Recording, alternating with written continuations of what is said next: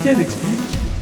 Bonjour à tous et bienvenue dans cette vidéo où l'on va traiter un exercice de Polytechnique qui peut être traité en sup parce qu'il repose uniquement sur des connaissances de première année, donc aussi bien en première année de prépa qu'en première année de licence, mais malgré tout c'est toujours plus intéressant et plus facile de traiter ce genre d'exercice avec le recul d'une deuxième année. Il y a l'énoncé qui s'affiche juste en dessous, je te laisse mettre pause si tu veux regarder plus en détail et sinon on est parti pour la correction. Donc ce qu'on va étudier c'est un anneau de rayon grand R et de masse grand M. Et sur cet anneau, on va placer deux boules de rayon petit a. Donc ça, le fait qu'on précise le rayon des boules, ça veut dire que l'angle initial auquel on va le lâcher, ça va pas être un angle qui va être de 0, si on l'oriente par rapport à la normale ici, il va y avoir un petit angle. Et donc ces boules-là, elles vont avoir une masse M et un rayon petit a. Le cerceau, il est posé sur un support de manière verticale, donc on suppose qu'il ne va pas tomber. Et la question qu'on se pose, c'est à partir de quelle masse limite M étoile, quand on lâche les boules à l'instant t égale 0, on va y avoir un décollage du cerceau ou pas. On cherche donc une condition sur la masse des boules pour avoir un décollage de l'anneau. Donc dès qu'il y a une question de décollement dans un exo, on traite les problèmes toujours de la même manière. Donc pour essayer de vous faire comprendre un peu physiquement pourquoi on va regarder la condition qu'on va regarder, je vais regarder la situation qui se passe pour l'anneau dans le cas avant décollement et après décollement et voir quelles forces vont s'exercer sur l'anneau dans les deux cas et surtout voir quelle force va disparaître entre quand on est collé au sol et quand on a décollé. Donc si on fait un bilan des forces sur l'anneau, donc là avant le décollement, on va regarder.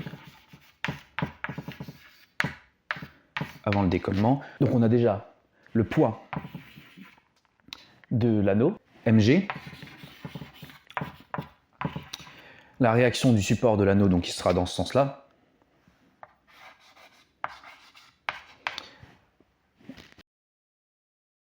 R, et la réaction des boules sur l'anneau. Donc là, vu qu'on néglige les frottements, elles sont forcément normales. Et à la limite, leur orientation, pour l'instant, on s'en fiche, vu qu'on veut regarder la situation avant décollement et après décollement. Donc là, on va noter ça, par exemple, hop, T1 et T2. T1 et T2. Je les regroupe ensemble parce que c'est des forces qui jouent à peu près le même rôle, donc on va voir qu'on va souvent les traiter ensemble tout au long de l'exercice. Ensuite, après décollement, si on fait un bilan des forces sur l'anneau, ce qui va changer après décollement, c'est que on ne touche plus le sol. Donc en fait, la réaction du support va disparaître. Et toutes les autres forces vont s'exercer. Bien sûr, elles auront des expressions différentes, enfin le poids sera toujours pareil. Les forces exercées par les boules sur le cerceau, elles vont avoir des expressions différentes parce que les boules ne seront pas au même endroit. Mais ce qui est vraiment important, c'est qu'il y a R qui disparaît.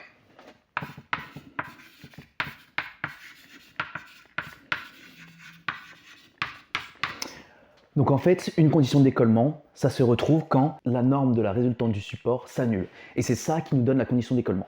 Donc ça revient tout le temps. Dès que vous avez un exercice, on vous demande à partir de quel angle, à partir de quel temps, à partir de quelle valeur on va avoir décollement. Il faut toujours partir de la réaction du support qui s'annule. C'est ça, le démarrage d'un exo de ce type.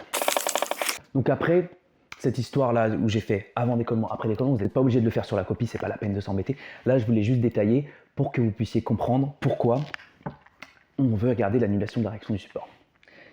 Maintenant, à chaque fois qu'on fait un exercice de mécanique, on va définir le référentiel et le système qu'on étudie, c'est toujours la première chose à faire parce que pour le référentiel, il faut bien qu'on dise qu'il est galiléen si on veut appliquer le PFD. Donc le référentiel, ça va être le référentiel terrestre ici. Et le système, ça va être pour l'instant, on va regarder l'anneau parce qu'on veut justement étudier cette réaction du support qui est liée que à l'anneau, pas aux billes. Donc système, c'est l'anneau de masse grand M. Ça tombe bien, on a déjà fait le bilan des forces. Donc, on peut appliquer le PFD parce qu'on a un référentiel terrestre galiléen. Donc c'est une hypothèse qu'on fait, on suppose qu'il est galiléen sur le temps de l'expérience et c'est validé comme raisonnement. Et donc on a, en appliquant le PFD, MA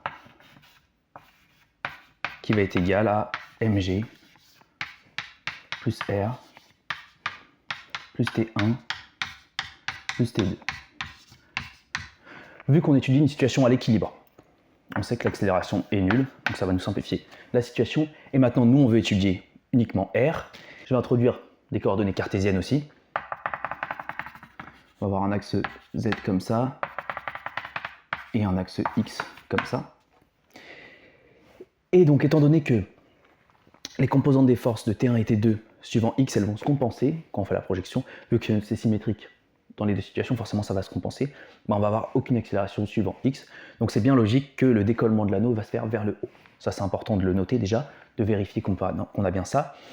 Et maintenant, comme le décollement se fait vraiment vers le haut, on aura toujours la réaction du support qui sera dans ce sens-là. Et donc il nous suffit de projeter sur l'axe Z pour avoir la réaction du support, parce que nous ce qu'on va regarder c'est l'annulation de la norme, on s'en fiche un peu du signe. Donc c'est parti, on projette sur l'axe Z. On va avoir G, il est dans ce sens-là, donc on a moins mg et plus R, donc là c'est algébrique en soi, et T1, T2, bah, ça va être T1 de Z, la projection sur Z, plus T2 de Z. Mais comme la situation pour les deux boules, elle est symétrique, bah, T1 de Z et T2 de Z, ça va être exactement la même chose. Donc on va juste noter ça, TZ. Et donc, ça nous donne moins mg plus R plus 2 TZ. Et finalement, on peut exprimer R en fonction des grandeurs. Et donc R, c'est égal à mg moins 2 T2Z. Donc maintenant, le souci qu'on a, c'est que TZ, on ne connaît pas, on n'a pas d'expression particulière pour TZ. Là où on va s'en sortir, c'est que on va utiliser la troisième loi de Newton qui nous dit que cette force T1, qui est la force que la bille exerce sur l'anneau, elle est opposée à la force que l'anneau exerce sur la bille. Donc en fait, on va se placer dans le référentiel de la bille pour pouvoir trouver ce T2Z. Et vu que dans les deux cas, on a le même T2Z, il suffit de traiter qu'un seul côté pour avoir exactement ce qu'on veut. Donc on va juste maintenant changer de système, regarder une des billes et utiliser le PFD pour trouver TZ. On est parti. Notre nouveau système, c'est une bille de masse M. Et maintenant là, on va changer de système de coordonnées parce que ça va être plus pratique de se placer en coordonnées polaires, parce que T2 est toujours dirigé vers le centre du cercle, parce qu'on a négligé les frottements. Donc on a toujours une réaction normale qui est perpendiculaire à la trajectoire, et la trajectoire est circulaire, donc toujours orientée vers le centre.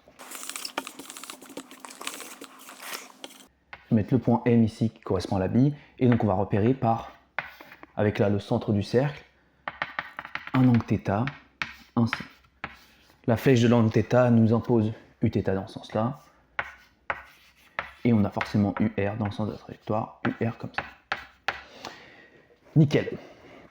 Donc maintenant, pareil, on va faire un bilan des forces qui s'exercent sur la bille. On a toujours son poids. Là, la masse est différente que celle de l'anneau, c'est mg. On a aussi la réaction du support qui est la réaction du cerceau, donc je vais l'appeler RC. Et c'est tout, parce qu'on néglige les frottements. Donc là, on peut appliquer aussi le PFD, parce qu'on se place, pareil, dans le référentiel terrestre galiléen, on a un référentiel galiléen, on peut appliquer le PFD. Donc le PFD nous donne MA est égal à RC plus mg. Là, on n'est pas dans un cas d'équilibre, parce qu'on a lâché la bille, donc elle descend, donc l'accélération n'est pas nulle. Et maintenant, il faut qu'on exprime justement cette accélération dans les coordonnées polaires. Donc là, je vous conseille de jamais retenir par cœur les formules d'accélération dans les coordonnées polaires ou cylindriques, parce que ça se redémontre très facilement. Ce qu'il va falloir connaître par cœur, par contre, c'est les dérivées des vecteurs de base, donc la dérivée de UR par rapport au temps et la dérivée de Uθ par rapport au temps, et on va pouvoir s'en sortir. Donc pour moi, le mieux, c'est de repartir de OM. En coordonnées polaires, OM, ça vaut grand R ici, parce que c'est le rayon du cercle, suivant UR. Pour trouver la vitesse, on dérive par rapport au temps. Donc la dérivée de R, vu que c'est une constante, ça vaut 0, et donc on dérive uniquement le vecteur UR, et la dérivée temporelle du vecteur UR, c'est θ.Uθ. Ça, il faut juste le connaître par cœur, ça se redémontre facilement, mais c'est vraiment bien de le connaître par cœur. Ensuite, maintenant qu'on est là, vu que nous on veut l'accélération, bah, on redérive une deuxième fois. Et donc là, par contre, il y a deux grandeurs qui vont dépendre du temps, θ point et uθ. Donc R, c'est une constante, ça va rester devant, mais après, c'est la dérivée d'un produit. Donc on dérive d'abord θ point, on va avoir R, θ point, point, parce qu'on dérive une deuxième fois, uθ. Et maintenant, on dérive uθ, et la dérivée de uθ, c'est moins θ point ur. Donc on va avoir moins R, θ point carré, parce qu'il y en a un deuxième qui sort de la dérivée de uθ, suivant ur. Et là, on est bon, nickel. Donc vu que nous, ce qu'on veut, c'est RC, on va projeter tout sur UR, c'est ça qui va nous intéresser. Donc en fait, l'accélération suivant uθ, techniquement, on s'en intéresse pas. Je vais quand même projeter sur les deux systèmes de coordonnées pour montrer ensuite une méthode qui nous servira après pour trouver des grandeurs. Mais en soi, techniquement, il n'y en a pas vraiment besoin à ce niveau-là. C'est juste qu'on en aura besoin par la suite, donc je le fais maintenant. Donc les projections. On va avoir UR ici et uθ ici.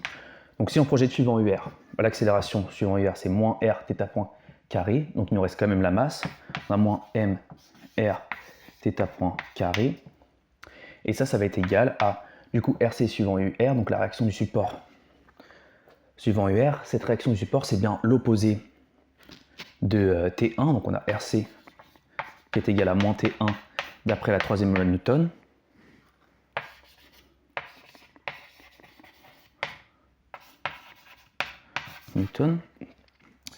Donc, elle est bien comme ça.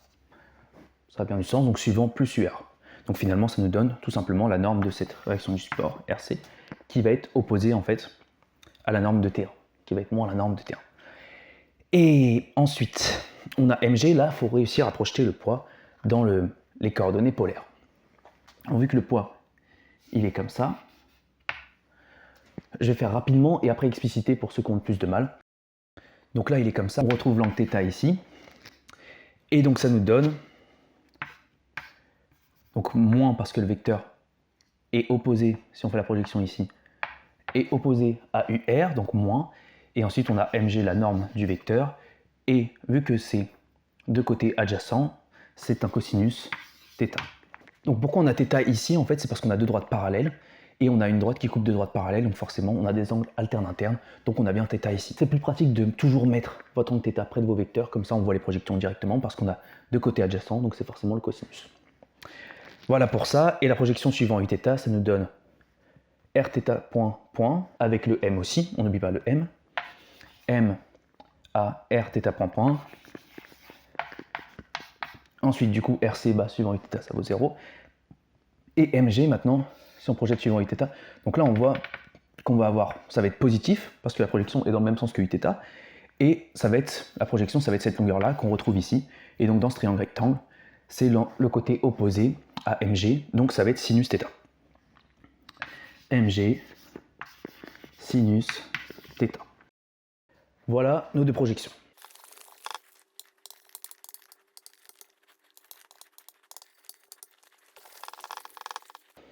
Nous, on va chercher RC, mais il nous reste θ point qui est une inconnue.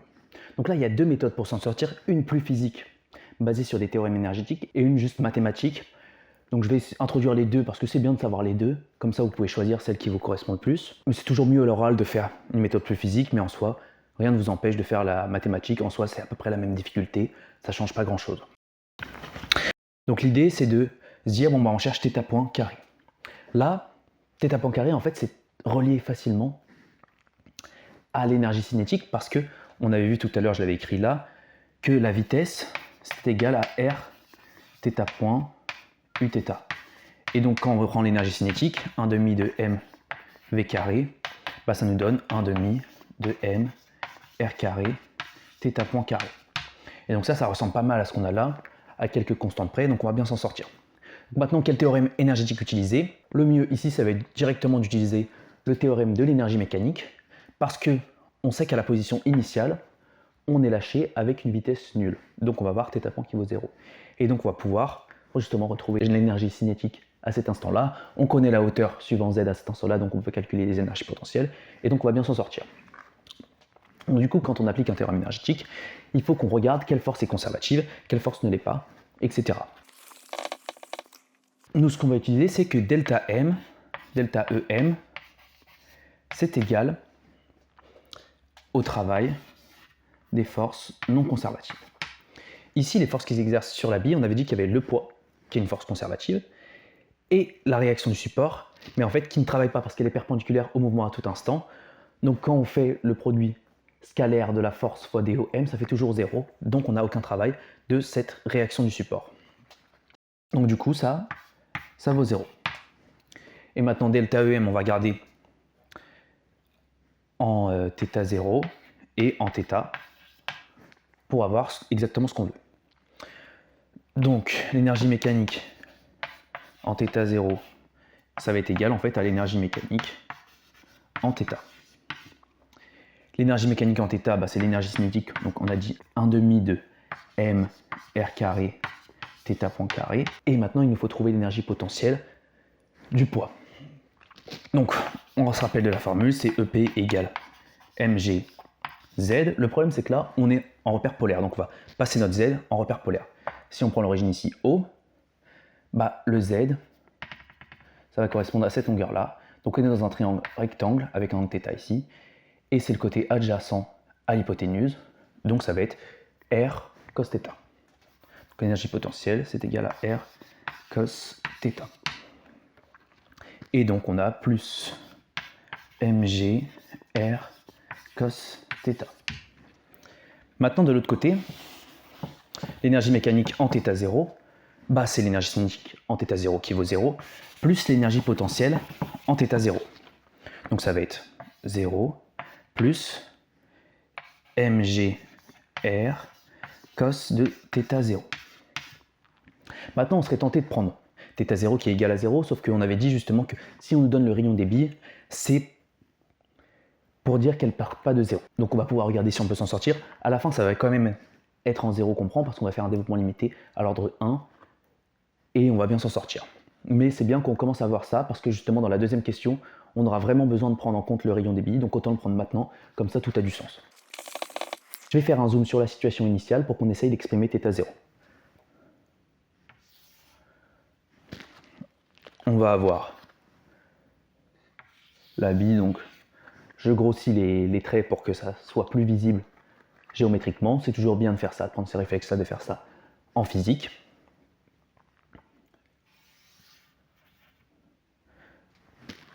Parce que du coup, on aurait la deuxième bille qui serait ici, mais nous, on va s'intéresser qu'à une bille, ça nous suffit. Et donc là, on a notre angle θ0. Là, on a le petit rayon A, et là, le grand rayon R. Et donc, on est dans un triangle rectangle. Donc, l'angle θ0, on peut l'exprimer en fonction de A et R. On a tangente θ0 qui est égal à, opposé sur adjacent, A sur R. Dans l'énoncé, on vous spécifie A très petit devant R. Ce qui a du sens vu qu'on regarde des billes sur un cerceau, on a plus de chances que le rayon de la bille soit plus petit devant le rayon du cerceau. Donc du coup, on peut faire une approximation des petits angles, on va faire un développement limité de tangente à l'ordre 1, on va voir θ0 qui est environ égal à A sur R. Et A sur R est très proche de 0 en fait. Et donc nous, on va faire aussi un développement limité de cosinus θ0 à l'ordre 1. Et en fait, l'ordre 1 en θ0, ça fait 1 plus le deuxième terme qui vaut 0 dans le développement limité. Donc à la fin, ça nous donne tout simplement mgr est égal à 1/2 de m r carré θ point carré plus mg r cos θ. Donc au final, on s'est ramené à la situation θ égale 0, mais ça va être intéressant d'avoir vu ça pour la deuxième question, donc je vais le noter en haut du tableau.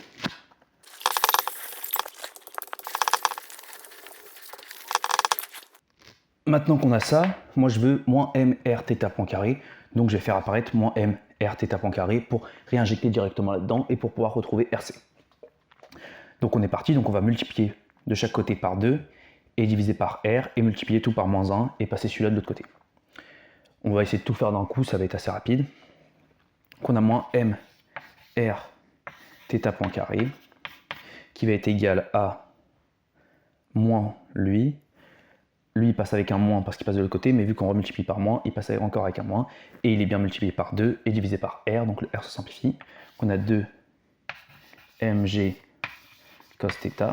Ce terme-là est multiplié par un moins parce qu'on a mis un moins là, il est divisé par R parce qu'on a divisé par R pour passer du R carré au R, donc le R va s'en aller, et il est multiplié par 2, donc on va voir moins 2 petit m et g. Et maintenant, on va pouvoir injecter ça là-dedans. On peut vérifier rapidement que c'est homogène à des forces. On a mg qui est une force, mg qui est une force. Et là, on a une masse fois une accélération, une longueur temps moins 2. Donc on a bien quelque chose qui est homogène, ça a du sens. On injecte ça là-dedans et ça va nous donner RC qui est égal à celui-là, 2mg cos θ. Mais on passe ce terme-là qui est mg cos θ, quand on le passe de l'autre côté, ça va faire plus mg cos θ, donc on va avoir un 3 ici, 3mg cos θ, et moins 2 petit m g. Maintenant qu'on a ça, on va voir la deuxième méthode pour pouvoir retrouver ça, qui est plus calculatoire, mais qui marche tout aussi bien. Donc je vais noter ça en haut.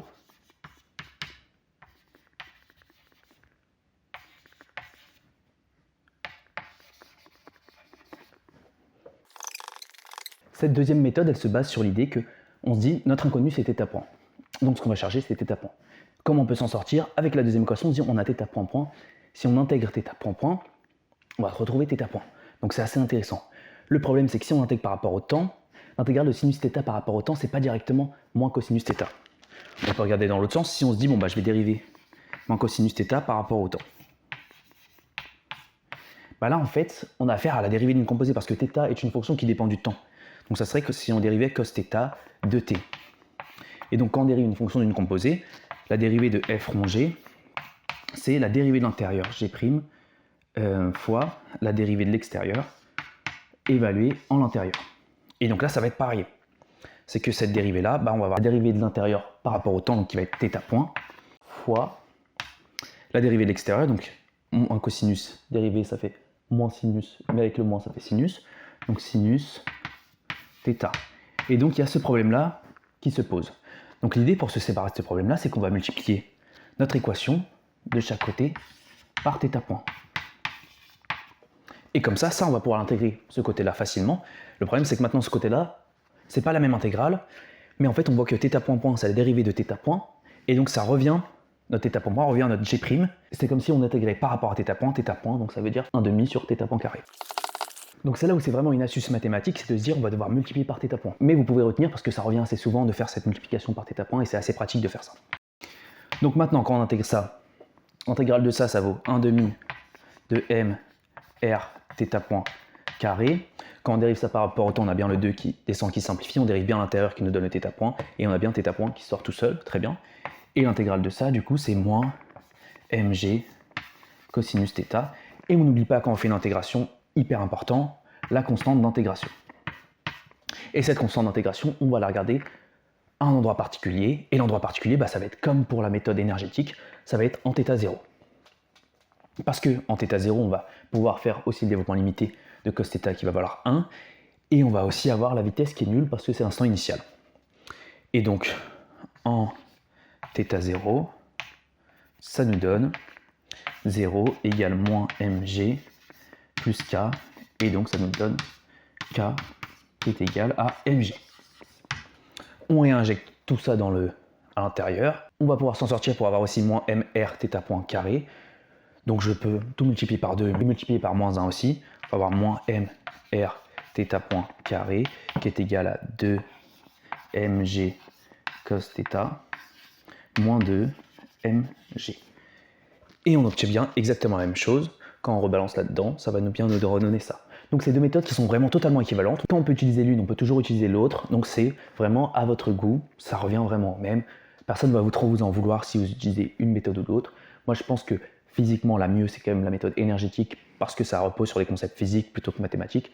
Mais après, ça change vraiment rien à la fin. Maintenant il va falloir qu'on remonte à notre problème initial. On va regarder quand ça s'annule. Donc il faut qu'on exprime TZ. Il faut qu'on retrouve le lien entre RC et T et TZ et T. C'est parti. On avait donc dit, d'après la troisième loi de Newton, que RC était égal à moins T1. C'était deux forces opposées, on avait T1 comme ça, et RC dans l'autre sens. Et donc si on projette sur UR, on a RC qui est égal à moins T1. Maintenant, nous, ce qu'on cherchait, c'était 2Z. Parce que la norme, est bien la même pour les deux, donc c'est bien t, mais c'est encore la projection de cette norme-là sur l'axe z. Et donc si on regarde cette projection-là, je vais refaire un schéma. En gros, on veut projeter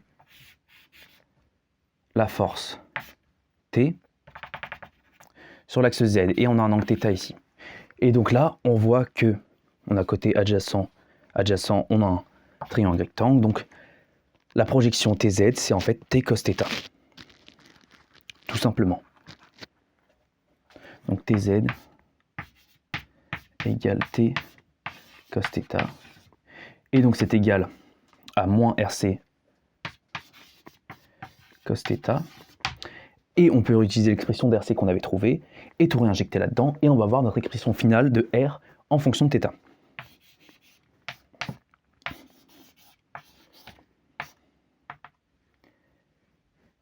Donc le moins et le moins, ça va se compenser. Moins 2 cos θ, facteur de RC qui vaut 3 mg cos θ.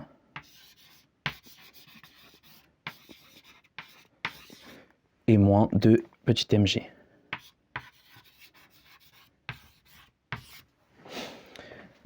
Voilà pour l'expression de R. Maintenant, on est bien embêté parce qu'on a R en fonction de θ, mais nous, on voulait une condition sur la masse M d'une des boules. Déjà, ce qu'on sait sur la condition de décollage, c'est que R doit être égal à 0.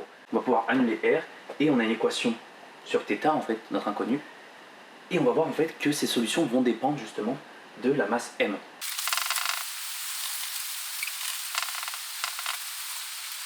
Donc finalement, ça nous donne comme équation 0 qui est égal à mg plus 6 mg cos carré de θ et moins 4 mg cos de θ.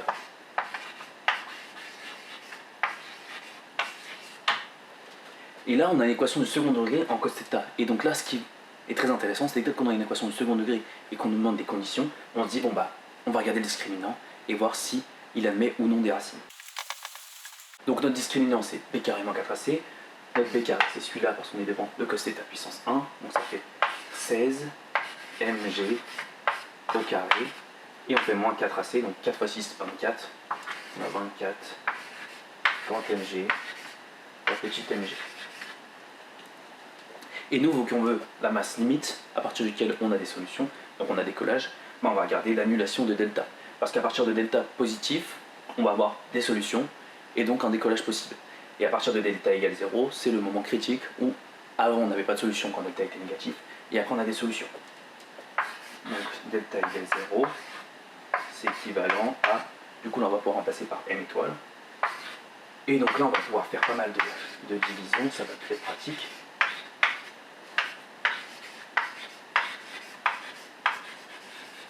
Étant donné que la masse de la bille est non nulle, parce que sinon on n'aurait pas de descente de la bille, on peut simplifier par la masse. On va voir mg qui simplifie avec le carré ici. On va pouvoir aussi simplifier par 8, parce qu'on a 2 fois 8, et là 3 fois 8. Et donc ça nous donne 0 qui est égal à 2 mg moins 3 grand mg. J'avais pas vu, mais on peut aussi simplifier par g. Et donc là, ça nous donne cette masse ici, c'est m étoile, hein, c'est la masse limite. M étoile qui est égale à 3 grand M sur 2.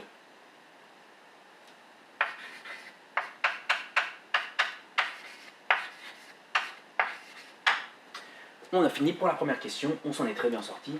C'est pas très dur. Ce qu'il faut retenir, c'est les méthodes pour résoudre quelque chose quand il y a un soulèvement et les méthodes énergétiques pour pouvoir retrouver θ point carré quand on en a besoin. Bon, j'étais en train de faire le montage et je me suis rendu compte que la vidéo commençait déjà à être longue. Il y a déjà 30 minutes de vidéo pour la première question. Et en plus, quand j'ai regardé ce que j'avais fait pour la deuxième question, j'étais pas hyper convaincu de mon explication. J'ai envie de refaire ça un peu mieux. Donc j'ai posté dans cette première vidéo uniquement la première question. Et la semaine prochaine ou celle d'après, je posterai la deuxième partie de l'exercice. Donc justement, n'hésite pas à t'abonner pour pouvoir avoir la suite qui viendra soit la semaine prochaine, soit celle d'après. Et pour ceux qui regardent cette vidéo après que la deuxième partie soit sortie, elle devrait s'afficher ici. Voilà, j'espère que cette vidéo t'a plu, qu'elle t'a apporté des choses. N'hésite pas à partager, commenter, liker et à t'abonner. Et sinon, on se retrouve pour la prochaine fois. Salut!